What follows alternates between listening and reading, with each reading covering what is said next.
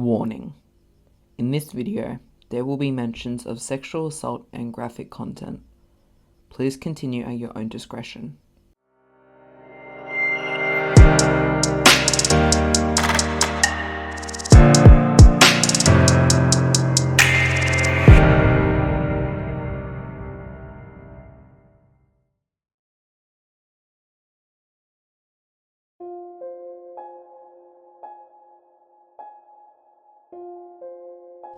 Hello everyone, my name is Kurt.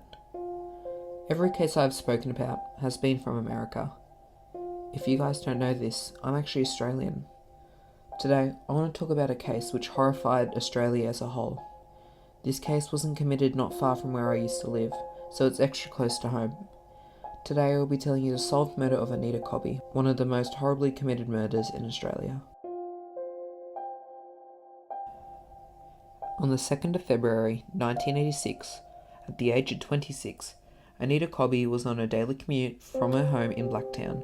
On the day of her murder, she finished work at a Sydney hospital as a nurse at around 3 p.m. On the way home, she met some friends for dinner at a town called Redfern. After saying goodbye to her friends for the last time, Anita then caught a train to another town where she lived. Arriving in Blacktown, she would usually ring her father to pick her up, but on the day of her death, she decided to walk home after finding the phones to be out of order and no taxis available. Only 2 people saw Anita leave the train station. Anita was walking alone from the station along Newton Road at around 10 p.m, when a gang of 5 men drove up beside her and stopped their stolen vehicle. 2 men leapt from the car and dragged her into the vehicle. Kicking and screaming, a 13-year-old boy, his younger sister and mother heard someone screaming near their house. When they went outside and saw Anita being dragged into the car, the boy ran across the road to help, but the car drove off before they could reach him. A few minutes later, after the neighbours were told about this, they drove off in search of the car. A few minutes later, they found a similar car, but it was completely empty. The attackers later stated that they had hidden in the long grass to avoid detection and waited for the neighbours to leave. Once the neighbours left, the attackers forced Anita to get back in the car. Once inside the vehicle, Anita was ordered to strip off her clothes, but she refused, begging her attackers to let her go, saying she was married and that she was currently on her period.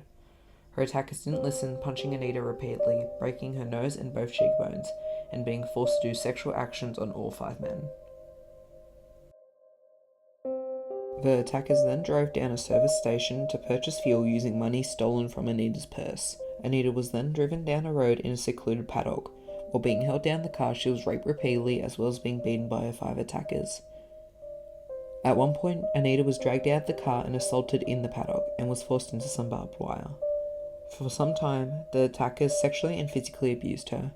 According to one of the attackers, John Travis, the group became concerned that Anita could identify them since she had seen their faces and heard their names, and was convinced that they had to murder her. Urged on by the others, Travis slit her throat, almost severing her head. When Anita didn't return home, her family first thought she had stayed overnight at a friend's house. But when they discovered that she never made it to work the next day, they reported her missing on the 3rd of February. A day later, her nude body was found by a farmer.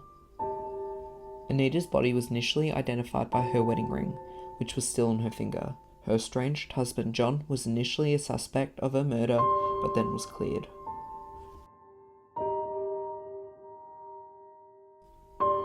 On the 9th of February, police investigated the last places Anita had been to before she was murdered.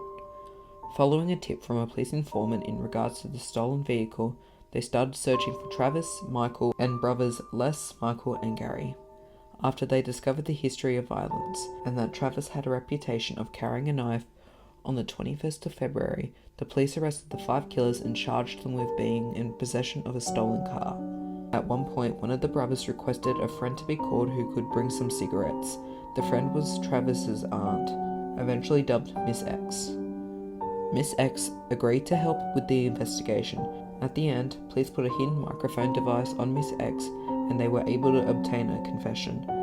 Eventually, all 5 men were arrested and charged with the murder. In total, 22 days had elapsed from the time of the murder to the time all suspects were taken into custody. At the end of the trial, All 5 murderers were sent to life in prison, without the possibility of parole. These monsters will rot in prison until they die. The reason the 5 murderers didn't get the death penalty was because Australia abolished the death penalty. Anita's parents joined another family with a murdered daughter and created the Homicide Victims Support Group, a community support group that helps families deal with similar situations. Anita's parents also campaigned in seeking tougher sentencing laws. Sadly, Anita's father Gary passed away on the 14th of September 2008, aged 90, suffering from Alzheimer's disease, and her mother Grace died of lung cancer in 2013 at the age of 88. This couple had been married for 54 years. It is sad that Anita was murdered in such a brutal way, but because of this, 2 parents made a support group that helps other parents. At the end of this horrifying murder, one good thing came out of it, and it was the will of 2 parents that keep on fighting. Luckily, Gary and Grace know their daughter has justice, and now they are all together. If you enjoyed this video, please tell me your thoughts in the comments. Links to my Discord and Twitter will be in the description with all the sources I used. And if you want to make sure you don't miss out on a new video, consider subscribing. With that being said, I will see you all next week. Good night.